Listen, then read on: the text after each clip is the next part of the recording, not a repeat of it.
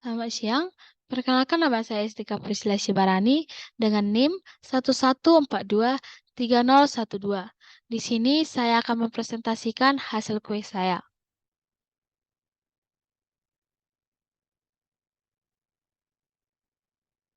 Yang pertama yaitu software.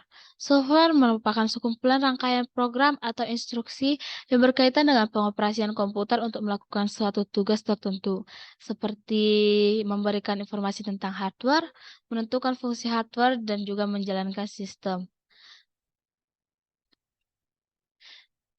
Jenis-jenis software dan contohnya. Jenis-jenis software ada 3, yaitu domain, lisensis, dan market. Yang pertama yaitu domain. Domain memiliki beberapa bagian.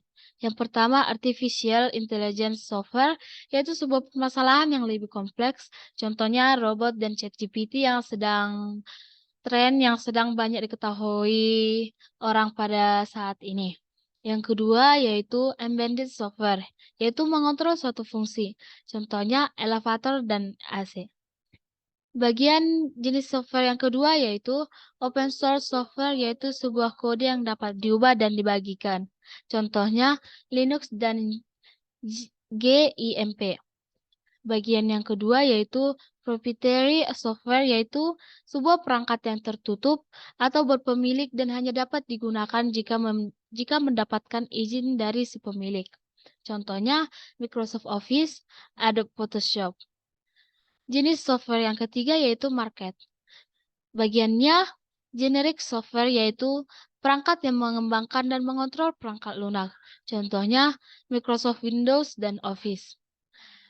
Bagian yang kedua yaitu customized spesifikasi yang dikembangkan oleh yang membeli perangkat lunak. Contohnya Air Traffic Control System, Mandiri Mobile.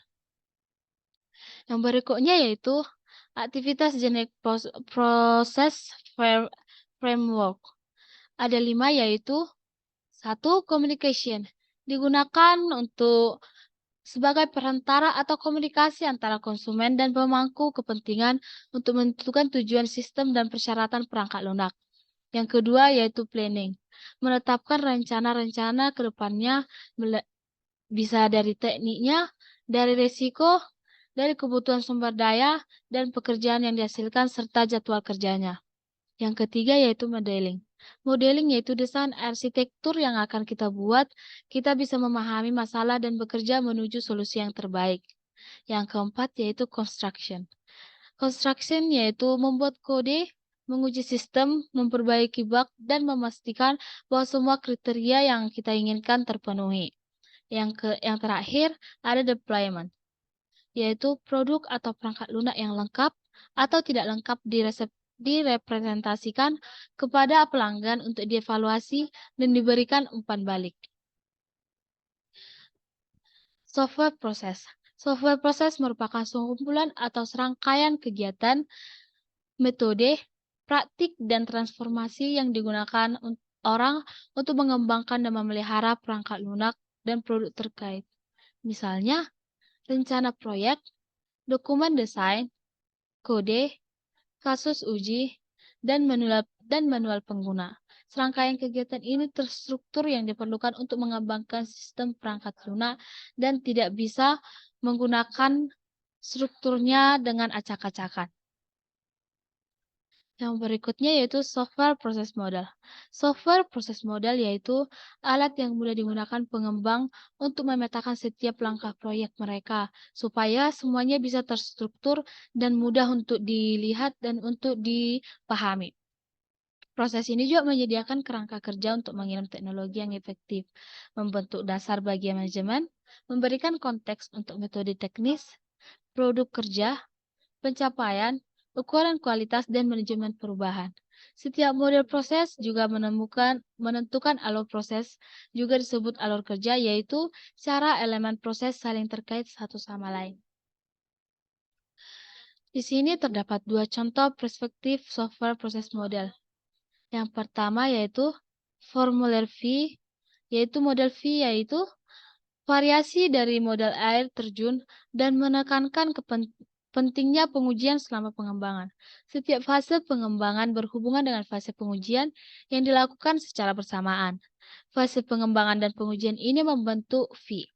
Ketika direpresentasikan secara grafis, setiap langkah pengujian memeriksa hasil dari langkah pengembangan yang sesuai, memastikan perangkat lunak memenuhi persyaratan model. Model ini membantu kita menekan pengujian komprehensif dan dapat memitigasi masalah yang ditemukan pada tahap pengembangan selanjutnya. Contoh yang kedua yaitu model spiral. Model spiral merupakan suatu model proses perangkat lunak evolusioner yang menggabungkan pendekatan prototyping yang bersifat iteratif dengan aspek-aspek sistematis dan tergendala yang kita jumpai pada model air terjun atau waterfall. Model spiral menyediakan kemungkinan untuk pengembang perangkat lunak yang cepat, yang bergerak dari versi perangkat lunak yang kurang lengkap menjadi versi yang semakin lengkap. Sekarang kita akan membahas tentang contoh Agile Mobile. Salah satu contoh model pengembangan perangkat lunak yang mengikuti pendekatan Agile yaitu Scrum. Scrum adalah kerangka kerja yang sangat populer dan digunakan secara luas dalam pengembangan perangkat lunak. Ini adalah model iteratif dan inkremental yang menekankan kolaborasi, komunikasi tim, dan respon cepat terhadap perubahan. Berikut poin penting tentang Scrum yaitu sprint. Proses dalam Scrum dibagi menjadi iterasi yang disebut sprint. Setiap sprint biasanya berlangsung sekitar 2-4 minggu.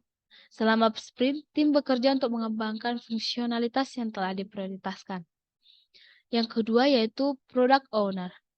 Seorang pemilik produk bertanggung jawab untuk merancang dan mengelola backlog produk. Mereka bekerja sama untuk memahami kebutuhan pengguna dan bisnis, serta memprioritaskan fitur yang harus dikembangkan. Yang berikutnya yaitu umbrella activity.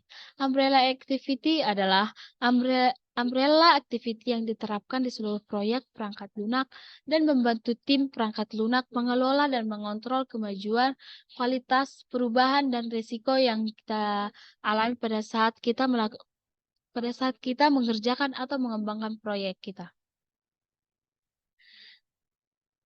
Yang terakhir yaitu jenis-jenis kebutuhan perangkat lunak.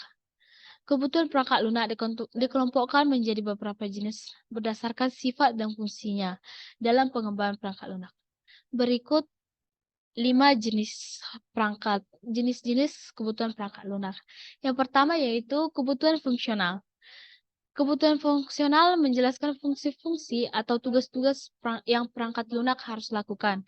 Contohnya, sistem manajemen basis data harus mendukung operasi CRUD atau create, read, update, dan delete. Yang kedua yaitu kebutuhan non-fungsional. Kebutuhan non-fungsional memerinci atribut atau kualitas yang bukan fungsi utama perangkat lunak. Contohnya, kinerja sistem harus responsif dan mampu menangani 1000 pengguna secara bersamaan. Jenis kebutuhan yang ketiga yaitu kebutuhan pengembangan. Kebutuhan pengembangan menjelaskan persyaratan yang berhubungan dengan proses pengembangan perangkat lunak itu sendiri. Contohnya, semua kode sumber harus disimpan dan dikelola menggunakan sistem kontrol versi seperti Git. Kebutuhan yang keempat yaitu kebutuhan operasional. Kebutuhan operasional menentukan persyaratan untuk operasi dan pemeliharaan sistem setelah diimplementasikan. Contohnya, sistem harus dapat dijalankan pada platform operasi Windows dan Linux. Kebutuhan yang kelima atau yang terakhir yaitu kebutuhan kinerja. Kebutuhan kinerja menentukan tingkat kinerja yang diharapkan dari sistem. Contohnya, sistem e-commerce harus mampu menangani 100 transaksi per detik pada jam sibuk. Sekian hasil dari kuis saya. Apabila ada kesalahan, saya memohon maaf. Terima kasih.